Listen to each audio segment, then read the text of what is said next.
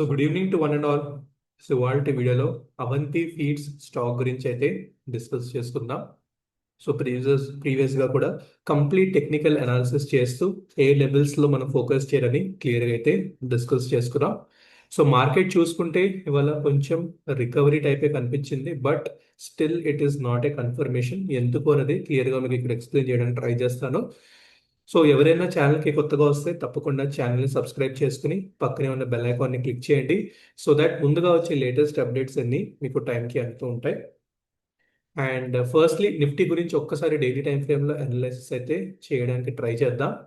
So Nifty chart కనుక చూసుకుంటే మీరు డైలీ టైం ఫ్రేమ్లో ఎందుకు ఇంకా బాటమ్ కన్ఫర్మ్ అని ఎందుకంటే మీరు చూసుకుంటే ఇక్కడ lower lows and lower highs అయితే మీకు క్లియర్గా కనిపిస్తుంది, రైట్?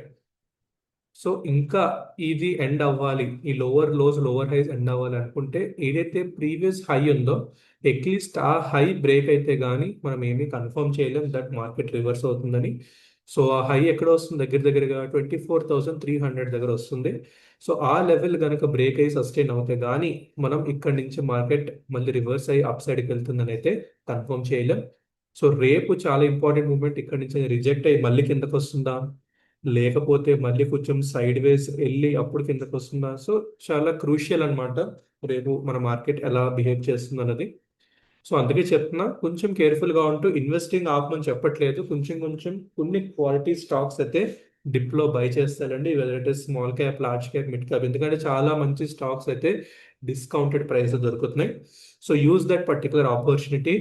సో అలాగే అవంతి ఫీడ్స్ గురించి రీసెంట్గా మాట్లాడుకుంటే మనకు తెలుసు, బడ్జెట్ తర్వాత మనం స్పెసిఫిక్గా దీని గురించి మాట్లాడుకున్నాం. మంచి అప్సైడ్ ర్యాలీ వచ్చింది, ఇక్కడ రెసిస్టెన్స్ తీసుకుంది, మళ్ళీ ఇదే జోన్ ఆఫ్ డిమాండ్కి వచ్చి మళ్ళీ ఇక్కడ కన్సాలిడేట్ అవ్వడం జరుగుతుంది. సో ఇక్కడ మోస్ట్ ఇంపార్టెంట్ లెవెల్ ఏంటంటే 1288. సో ఈ పర్టికులర్ లెవెల్ కనుక బ్రేక్ అయితే మాత్రం మనకు షార్ట్ టర్మ్లో మళ్ళీ 1400, దాని తర్వాత 1500 లెవెల్స్ టచ్ అయ్యే ఛాన్స్ అయితే ఉంది.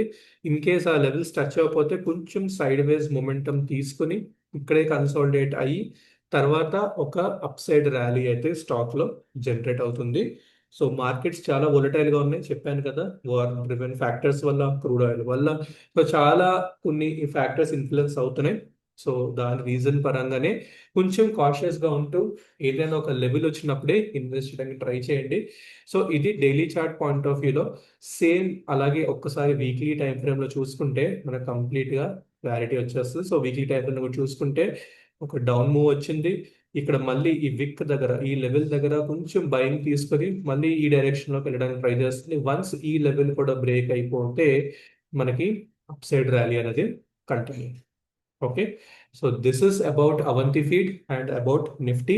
ఇన్ కేస్ మీకు ఎనీ డౌట్స్ ఉన్నా ఖచ్చితంగా కామెంట్ సెక్షన్లో అయితే మెన్షన్ చేయొచ్చు. అండ్ ఏదైనా స్టాక్స్ మీ మైండ్లో ఉండి దాని మీద కూడా సెపరేట్ వీడియో కావాలంటే అది కూడా మీరు మెన్షన్ చేయొచ్చు. సో బేస్డ్ ఆన్ రిక్వెస్ట్ ఖచ్చితంగా వీడియో అయితే చేస్తాను. And thank you for watching, and do watch every video till the end so that మీకు లెవెల్స్ అన్ని క్లారిటీ. Thank you.